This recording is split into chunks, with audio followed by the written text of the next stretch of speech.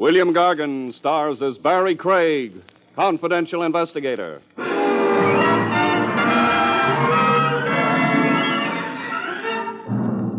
brotherhood of man is a universal truth. In one instance, anyhow. I never knew a corpse to show antagonism toward a fellow stiff.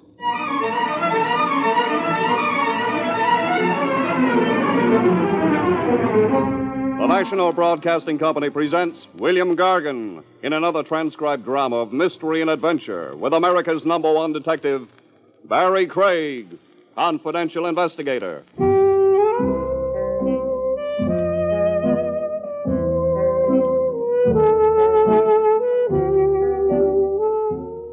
Barrie Craig speaking. Winter and snow do one of two things to a cliff dweller. He either packs his swimming trunks and suntan oil and mushes overland to a Florida beach, or he climbs into his mink-lined parka, throws his skis over his shoulder, and hops a ski train to Stowe, Vermont. I did the last mentioned. I sat on a train wedged in with a bunch of ski lovers and trained for the cold country.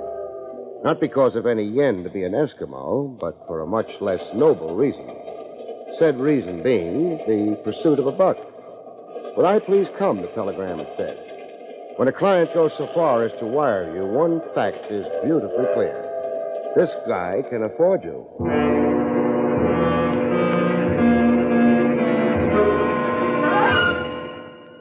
In Stowe, Vermont, at the lodge, I baked the rheumatism out of my separate parts and joints in front of a roaring log fire the hotel provided.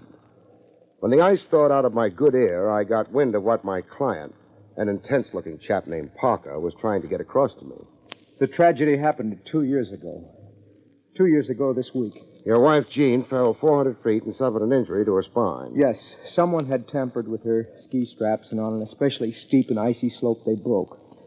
Jane was badly injured. She recovered, but is a hopeless paralytic. 100%? No, just the lower limbs, starting at the waist. She's confined to a wheelchair. 2 years now? Yes. Jean's been abroad all this time, undoubtedly consulting medical specialists, seeing if anything can be done to restore her. But? To the best of my knowledge, it's hopeless. To the best of your knowledge? You're obviously not close to the situation. No, I'm not. Since the accident, we've been estranged, Jean and I. Nice time to cool off toward your wife. It was not my wish. Jean excluded me from her problem. She turned me away. Why? Well, the answer to that is why I'm engaging you. Jean has never acquitted me in her thinking. She suspects you? Yes, me among others. Oh, there are others who might have tried to do her in? Yes, 3 others. Name them. My wife's brother, Tom Cooper, a man named Alan Loomis, and a lady magazine writer named Wilma West. Well, what did they have against your wife 2 years ago? Well, I'd rather not influence you with prejudices of my own. It'd be better if you found out for yourself. I see. Well, answer me this. Why are you ordering an investigation now, 2 years after the mishap? Well, it happened up here in 1952, this anniversary weekend. And strange as it may seem, Tom Cooper, Alan Loomis, Wilma West, and myself, the 4 suspects, we're all here right now. Grand reunion. Skiers come to ski country. Criminals come back to the scene of the crime. Where is the victim right now? Your estranged wife, Jean. Don't tell me she's also in the lodge. No, in the village, in a rented cottage. Well, why is she in her condition? I don't know. I've wondered about it, but I don't know. What do you hope to gain from my investigation, Parker? Vindication. Jean's goodwill. So I can live with myself.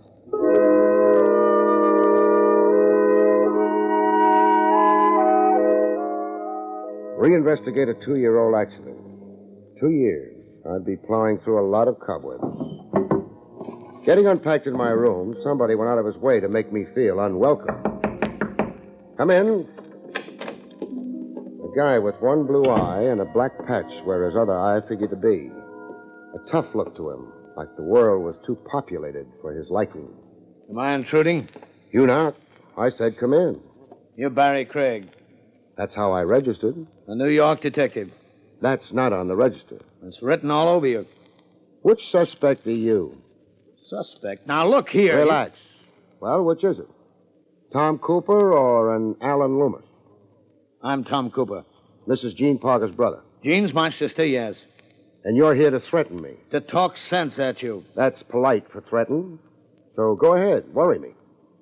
All right. I did come to say I don't relish being hounded and harassed by a detective. I'm here for fun and skiing. Now, how do you know my intentions toward you? I saw you closeted with my moron brother-in-law, Parker. Guessing Parker's scheme wasn't hard. Scheme? A grandstand play. Hire a detective to show how he's burning to unravel an old mystery. And by doing it, make himself look good. Is that a hint you think Parker's responsible for his wife's condition? Not only a hint, it's my opinion. Accusation? Accusation. Slander. You can be sued by Parker. Parker tries it, I'll brain him. Craig, go home. Sure, in good time. You'll just make a nuisance of yourself to everybody here. It's what I'm paid for.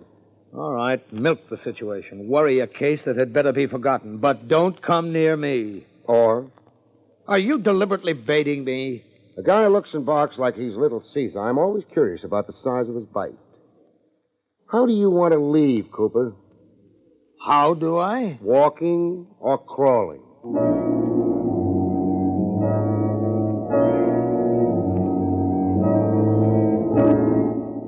Tom Cooper wasn't the only weekend skier who had me figured as a pesky killjoy.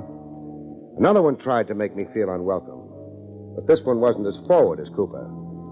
This one was the bashful type who believed in voicing his sentiments from afar. A rifle bullet through my room window.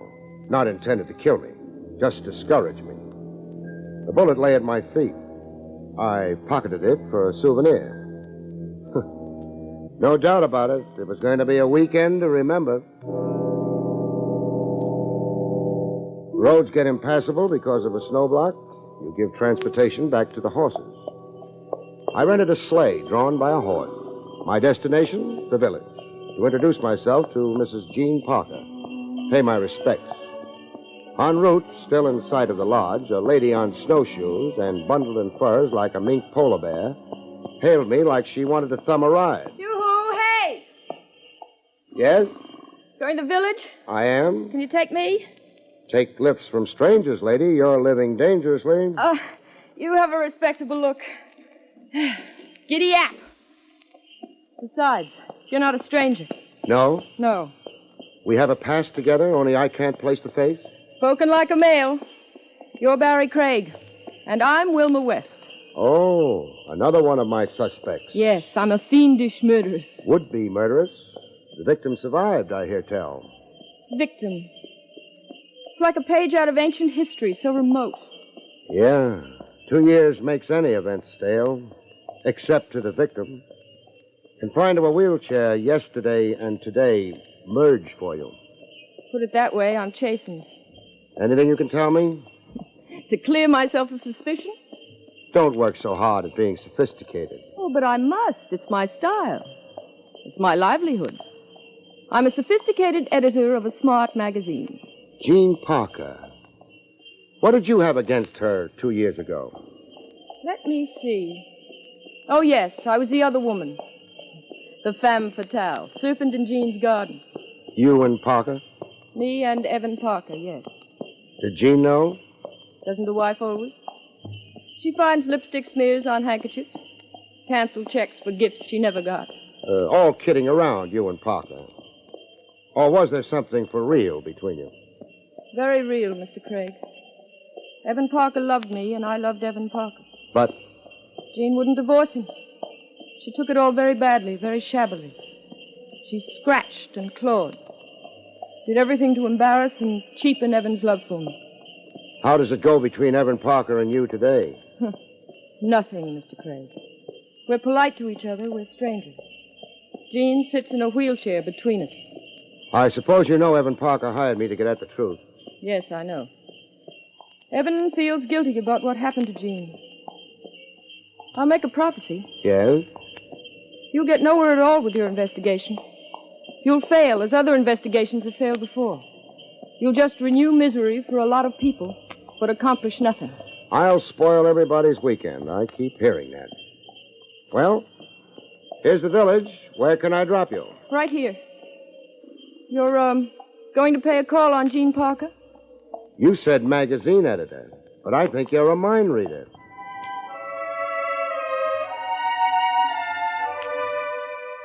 I tied my sleigh to a hitching post and started to slosh the 100-odd yards to Mrs. Gene Parker's cottage. But before I could make the front door, I had another interview forced on me. A guy standing to his side a few feet away from Gene Parker's place. Standing like he'd planned it as an ambush for me. Hey, you, Craig. More people know my name up here. And pedigree. You're a meddler. Rough talk. You'd crucify people for a few pieces of silver. Now, look, stop stirring old ghosts. Stop reopening old wounds. Stop spoiling skiers' weekends. I've met Evan Parker, Tom Cooper, and Wilma West. By elimination, I guess you to be Alan Loomis. I'm Alan Loomis. Once involved with Mrs. Gene Parker. How? None of your business. In that case, so long. Hey, wait. I was in love with Jean before she married Parker. She left me at the altar to run off with Parker. It's old ghosts. I said you'd stir them. Go home, Craig. When I wrap this up? Crimes committed. Somebody must be punished. You through discouraging me? No. I can be stubborn, too. And determined. Sure. You're the type hero who can stand in an ambush somewhere and pump rifle bullets into a hotel room. You're not denying you took a pot shot at me a few hours ago. Craig, go home. Amicably with a bonus check from me or in some other way. In a hearse? Even perhaps in a hearse. I was on my way to see Gene Parker when you waylaid me. Do I have to punch my way to her door?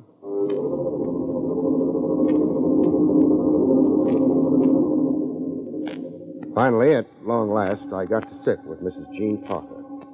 Once pretty, but now very thin, with deep hollows in her cheeks, and eyes that looked burned out by fever. She was in a chromium wheelchair, a plaid blanket covering her lower limbs. I wish you hadn't come here, Mr. Craig. Evan Parker engaging you, it can serve no good now. You want to forget it? Yes, I do. Parker's my client. I'll do what he engaged me to do. Clear him of responsibility for your mishap. Pin the blame on who really engineered it. You can help me. How? Information and stuff. Anybody could have tampered with my skis so that I'd plunge to my death. Anybody meaning your husband, because you wouldn't divorce him? Wilma West, a rival who hated you? Alan Loomis, a suitor you left waiting at the altar when you married Parker? And your brother, Tom Cooper? And my brother, Tom. What cooked between you and your brother? A paltry sum of money. Our father died. The will left everything to me. Less than $10,000. Tom was resentful. Money was always his creed and his god. Tom accused me of exercising undue influence over our father, of poisoning Father against him. Why are you up here in Stowe? Sentiment, I suppose. Paradoxical as that may seem. I'm half a woman, but my feelings are whole. All of my youth, I came here for the winter snows, the winter fun. I see. You shouldn't have called on me, Mr. Craig.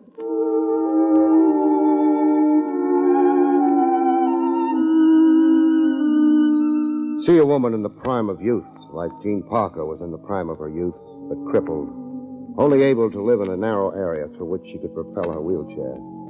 The picture stays with you. 4 suspects. If one of them had actually schemed the accident, I kept wondering how the guilty party could live with himself. Or herself, if it was Wilma West. The last mentioned party joined me at lunch in the big hotel dining room. Uninvited, she just plopped down. Don't look so put upon, Mr. Craig. Frankly, I'm not in a social mood. I am. I'm starved. What's good? Read the menu. Prime roast beef, food for a ravenous skier. Order it for me with A1 sauce, Mr. Craig. No, not Mr. Craig. Barrie. Charlie, come here. Roast beef for the lady. You've got away with men, huh, Miss West? I'm at home with men. I had 7 brothers. I never had a sister. That makes me a woman hater. Oh, I wouldn't be discouraged. You'll accept me, or I'll force myself on you. It won't help your case, baby, if you're the guilty party. I wonder, will you be so blasé about my charms tonight? What's tonight? The weekend dance, and I'll be wearing a Parisian import. Meaning I'll go for the dress, if not the woman? I don't look to advantage in these ski clothes. I'm overdressed, dramatically speaking. Well, I've finished eating. So long. Barry, don't make me eat alone. Barry!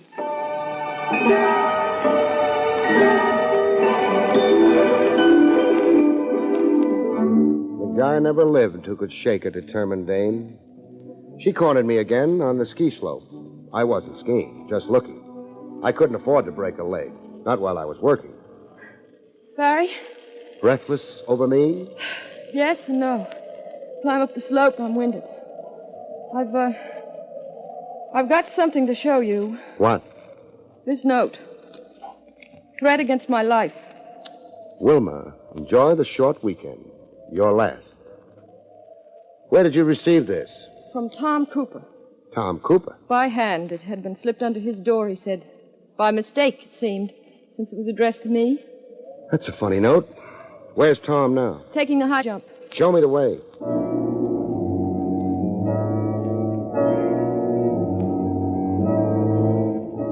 We got within view of Cooper, maybe 200 yards away. Cooper poised like an Olympic skier on the most dangerous jump in the area. That's Tom Cooper up there on the peak. Yeah. Let's get down to the base. He'll jump, and we'll meet him below. All right. Only we weren't going to get to meet Cooper below. Cooper, in fact, wasn't ever going to make the jump. A rifle shot. From an angle I couldn't figure, the way altitude reverberates sound. But an accurate shot. It dropped Cooper dead in his tracks. Tom! He's been shot! He didn't just fall. Go stay with Cooper. I want to scout the area for the riflemen.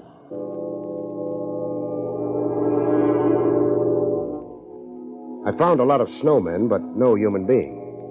Hiding out of sight wasn't tough for an assassin at any compass point.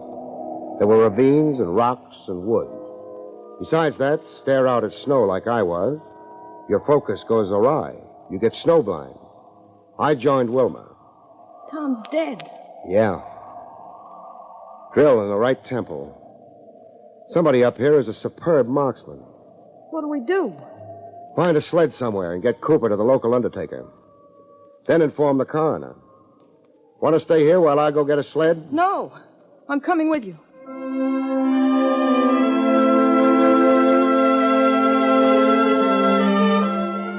Murder. Tom Cooper, Mrs. Jean Parker's brother. We brought the body into the village on a horse-drawn sleigh.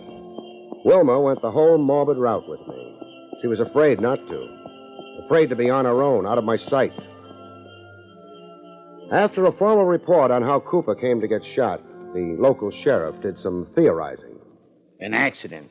Some bad shot in those woods who has no right to own a gun. It wasn't an accident, Sheriff. Oh, come now, Craig. Don't pump this up to more than it is. Cooper was shot from a distance by a high-powered rifle with modern range sights. Shot by a top marksman. It took only one bullet. I call that very skillful murder. Now, why would anyone want to murder this Tom Cooper? Well, that's a long story. And even if I don't know the half of it yet, but it's murder, bet on it. It was murder, Sheriff. Look here. This note. It's a threat to murder me. A threat? Let me see. Wilma. That you, ma'am? Yes, I'm Wilma. Enjoy the short weekend. Your last. Now, how is that a threat, like you say? Can't you read? He obviously can't. Oh, now you're getting steam heated, you two. I read the paper, and I say it might mean anything. I'm marking Tom Cooper down as an accidental shooting. We left the sheriff muttering to himself and started back to the hotel. It was growing dark, and the temperature had dropped enough to make us human icicles in the front seat of the rig. Wilma sat as close as she could get, warmth being at a premium like it was. Halfway between the town and the lodge, Wilma lost the little warmth I could give her. She went from cold to ice cold. Barry! You're shot. How did I... It's an ambush from anywhere in the south woods flanking the road. Where do you feel it? Here in my chest. It hurts, Barry. There's a hotel, Doctor. I've got to get you there. Barry, Yes, Wilma. I won't make it. I won't make it. She wouldn't make it. I knew, looking at her, watching life flicker, then go. The second murder in a matter of hours. I turned the sleigh around. I had another corpse to turn over to the village authorities.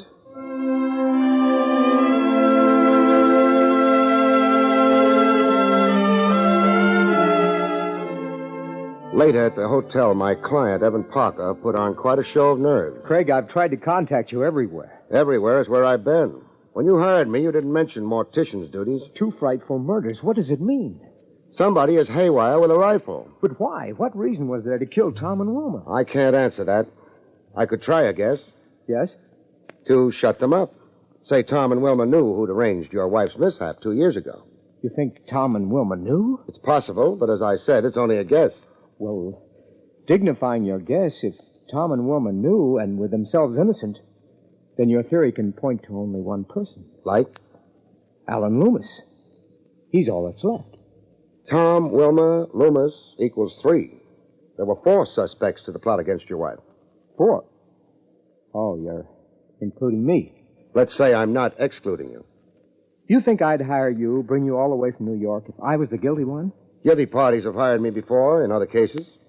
I'm a screen they can hide behind. It's not like that in my case. I hope not, for your sake. Loomis. It has to be Loomis. Find him, arrest him, force him to confess. Loomis, he's your man.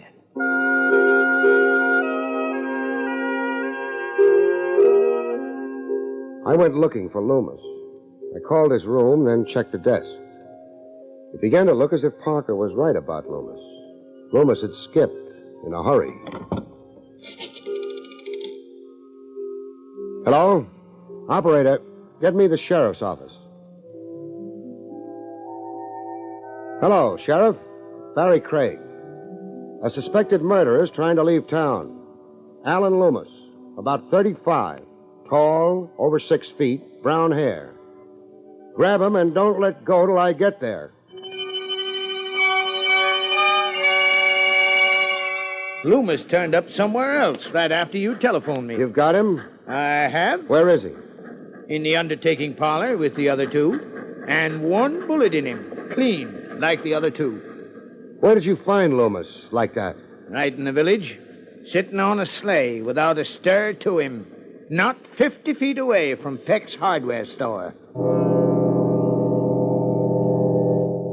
4 suspects and 3 of them dead. That left Parker, guilty by elimination. Only thing, if multiple murder was Parker's reason for weekending in Stowe, why had he hired me to play spectator to murder? Me snooping around.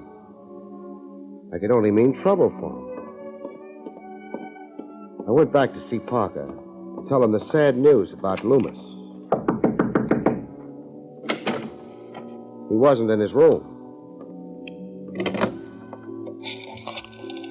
I called the main desk. Hello?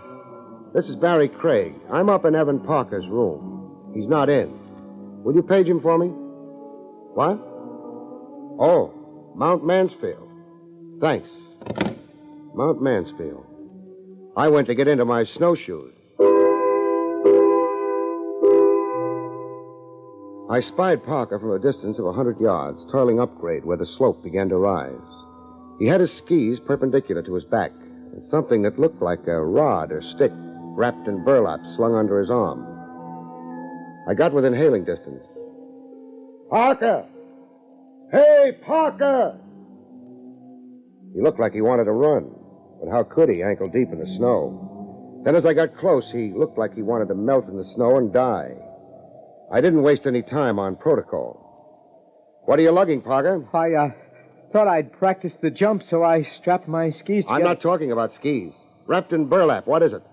A pole for balance. It's too short for that. It's only about as long as a rifle. Do I have to wrestle you for it? No. It's a rifle. High-powered with a modern rangefinder? Yes.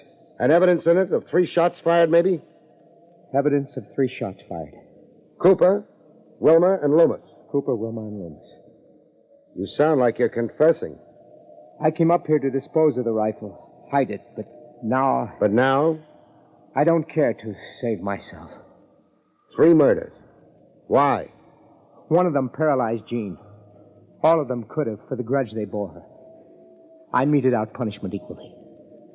You crazy or pretending? I'm your prisoner. Get the burlap off that rifle and demonstrate for me. Demonstrate? How good a marksman you are.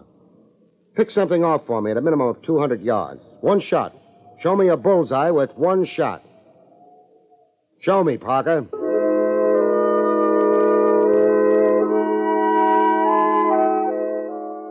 After Parker demonstrated what a marksman he was, I went to see Mrs. Jean Parker. An informal visit this time, around the back of the house. I didn't announce myself right away. I just stood in the yard and aimed the rifle at a rear window. My second shot was aimed at a window on the side of the cottage. With that, I hurried around to the front of the house and went in with a crash through the door. Fear does remarkable things to people. It gives them a strength and frenzy. It even helps paralytics to rediscover their legs. There was Jean Parker, out of her wheelchair, standing flat against the wall, to be where the bullets weren't. Mr. Craig. Yeah, Craig.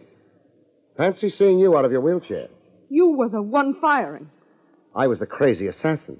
I figured you'd hate being a sitting duck in a wheelchair, life being precious, even to a murderess. You're very clever. Yeah. I began being clever when your husband couldn't hit a tree at 200 yards, or even 50, yet was confessing to 3 murders. You planted the murder rifle in this room. This rifle I'm holding. Did I, Mr. Craig? Parker guessed your secret just before I did. That the paralysis was a fraud. A blind you could operate behind. A fraud altogether, or that a temporary condition had been remedied abroad in the 2 years you were away. I underwent 27 operations. Parker was ready to shoulder the blame, to save you. He didn't yell frame up. He tried confessing to the murder. Noble of Evan. I'm touched. 3 murders and your husband the patsy. You wanted them all dead. I wanted them all to get what they deserved. Yeah. 27 operations. The suffering you've been put to for 2 years. I guess the mind does crack under a weight like that. I guess you don't stop to think that only one of them was responsible for the accident. Nobody was ever able to detect the one. So you convicted all 4 of them and planned their execution. I'm not sorry, Mr. Craig. I'm not a bit sorry. I am. Right now, I'm sorry for you.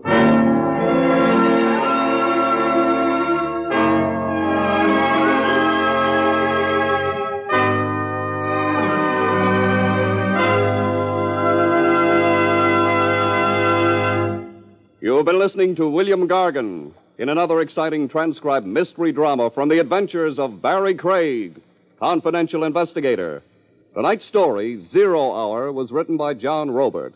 Next week, it's the strange story titled For Love of Murder, about which Barrie Craig has this to say. Next week, the ways of a maid with a man is so torrid it electrifies the poor stiff. Sends him right out of this world. Do I mean literally? I wonder. Good night, folks. See you next week.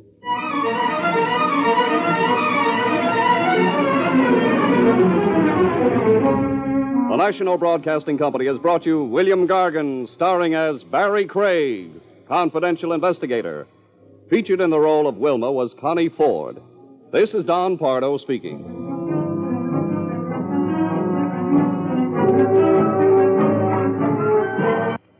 Jack Webb stars in Dragnet next on the NBC Radio Network.